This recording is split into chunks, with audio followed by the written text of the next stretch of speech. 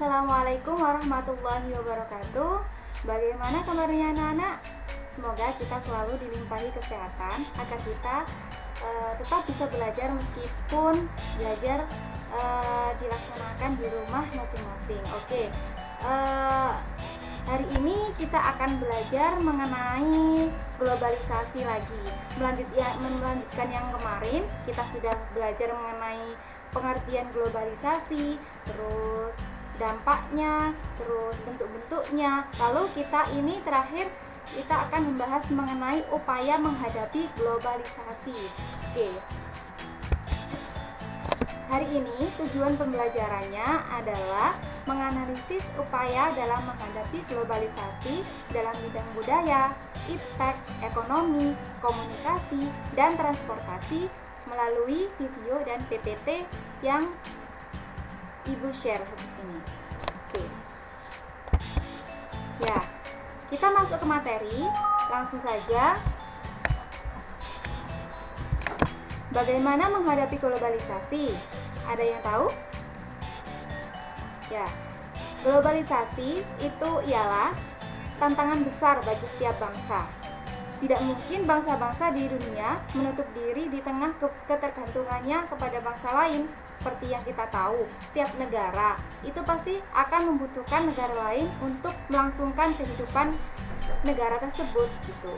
Jadi, globalisasi yang sudah melanda di berbagai kawasan dunia harus diimbangi dengan terciptanya hukum internasional yang imbang antara negara industri maju untuk tetap mau menempatkan potensi negara dunia ketiga selayaknya menyiapkan potensi diri bangsanya. Kenapa harus tercipta hukum internasional? Karena ketika negara dunia ketiga, yang dimaksud ini adalah negara-negara yang berada pada bagian selatan bumi, itu kan kebanyakan adalah negara-negara berkembang. Mereka adalah pemasok dari bahan-bahan mentah yang nantinya akan diekspor ke negara-negara maju yang nanti akan diolah menjadi bahan jadi atau bahan setengah jadi. Jadi tanpa mereka negara-negara maju juga tidak bisa melanjutkan aktivitasnya, tidak bisa melanjutkan produksinya gitu. Jadi sesuai dengan kebutuhan masing-masing itu, bahwa negara maju juga membutuhkan negara yang memasok bahan-bahan mentah seperti negara kita itu kita juga akan mengekspor ke negara-negara maju yang membutuhkan bahan-bahan mentah gitu, seperti itu. Jadi membutuhkan hukum internasional untuk menjaga kekuatan dari negara itu sendiri. Lalu, upaya menghadapi globalisasi bukan hanya untuk menghadapi hal negatif saja, namun juga upaya yang disiapkan secara positif menghadapi era globalisasi. Lalu apa saja upaya-upaya untuk menghadapi globalisasi ini? Kita lanjut ke slide 2. Oke, upaya menghadapi globalisasi yang pertama yaitu bidang budaya. Itu yang pertama,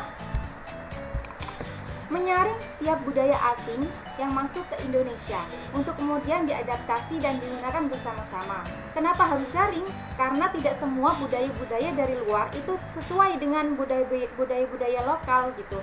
Jadinya perlu adanya filter atau penyaringan budaya asing yang masuk ke Indonesia itu, agar budaya-budaya asing itu tidak bertolak belakang dengan budaya-budaya lokal dan bisa menyatu dengan budaya-budaya lokal, seperti itu. Yang kedua itu adalah mempromosikan budaya asli Indonesia ke kancah internasional untuk menumbuhkan rasa cinta budaya Indonesia. Ya.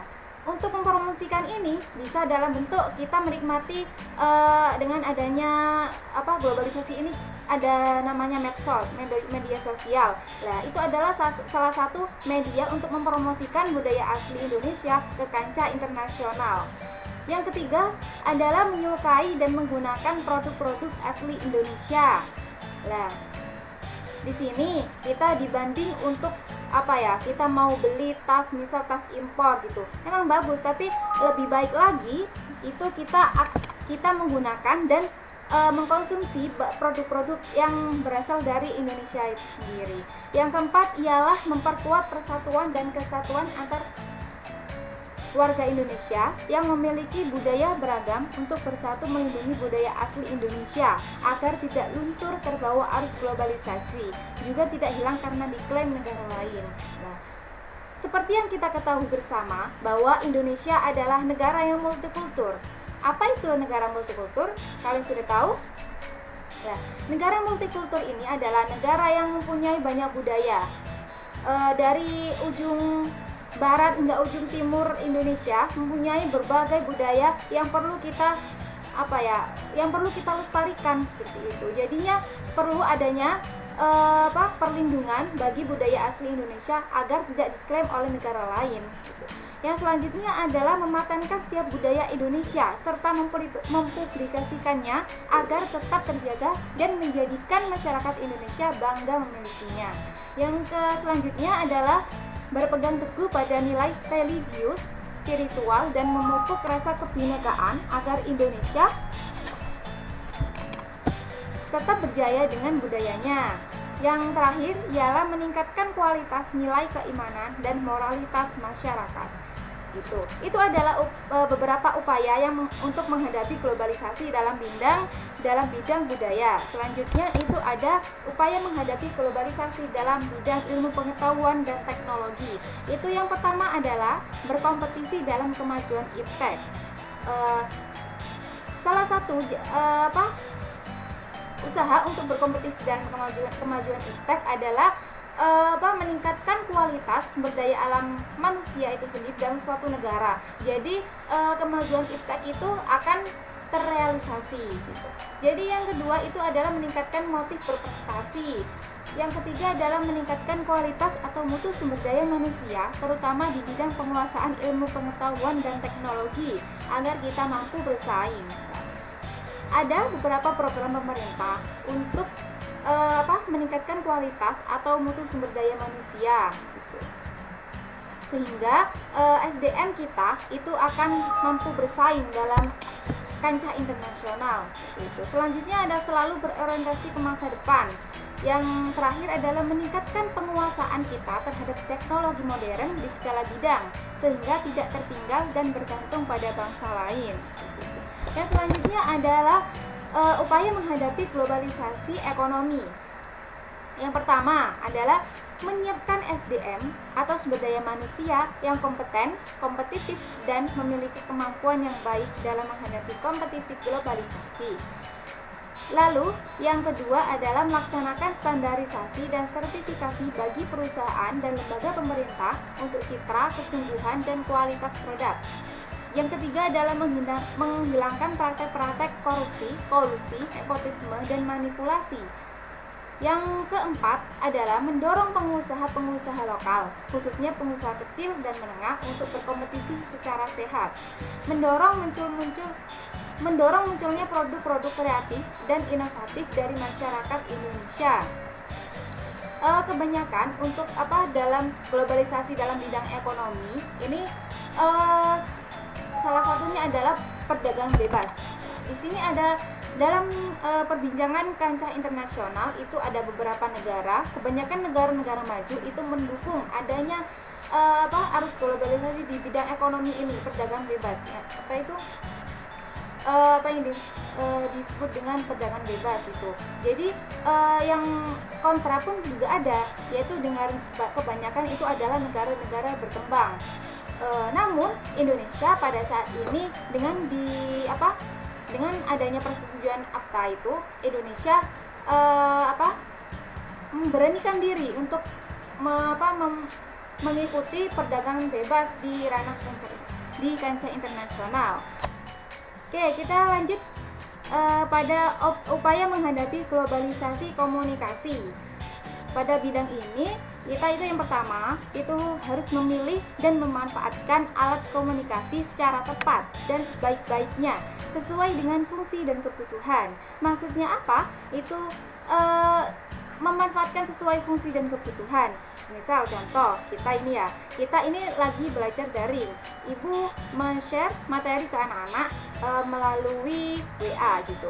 Jadi kalian itu bisa memanfaatkan media itu untuk pembelajaran. Jadi memanfaatkan alat komunikasi atau alat komunikasi dan informasi ini secara tepat guna dan sesuai dengan kebutuhan, seperti itu.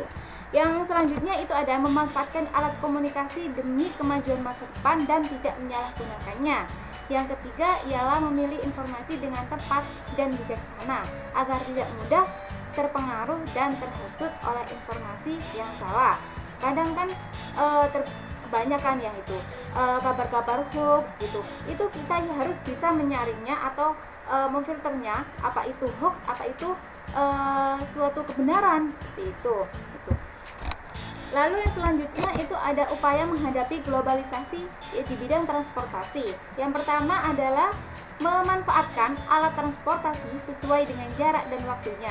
Yang kedua adalah menggunakan alat transportasi tidak berlebihan agar tidak terjadi pencemaran lingkungan. Yang terakhir adalah menjaga keberadaan alat transportasi lokal sebagai salah satu khasanah budaya. Contohnya apa? Kalau sekarang itu yang hampir terkikis itu seperti sepeda ontel gitu ya, sepeda ontel, terus dokar, itu kan kalian pada zaman dahulu pasti mungkin kalau sekarang jarang menemui kalau transportasi lokal seperti itu. Namun kita bisa melestarikannya dengan cara apa? Itu seperti mengadakan pameran, terus mengadakan menggunakan sekali-kali gitu. Ya, mungkin hanya itu yang bisa Ibu sampaikan. Kurang lebihnya Ibu mohon maaf yang sebesar-besarnya. Sampai jumpa pada pertemuan selanjutnya, dan jangan lupa belajar untuk materi selanjutnya, yaitu mengenai perdagangan internasional, dan juga jangan lupa tugasnya untuk dikumpulkan. Itu ada beberapa kemarin yang mungkin telat, itu Ibu bisa toleransi, tapi nilainya itu beda ya sama yang tepat waktu ya gitu. Mungkin hanya itu, kurang lebihnya Ibu mohon maaf ya. Assalamualaikum warahmatullahi wabarakatuh.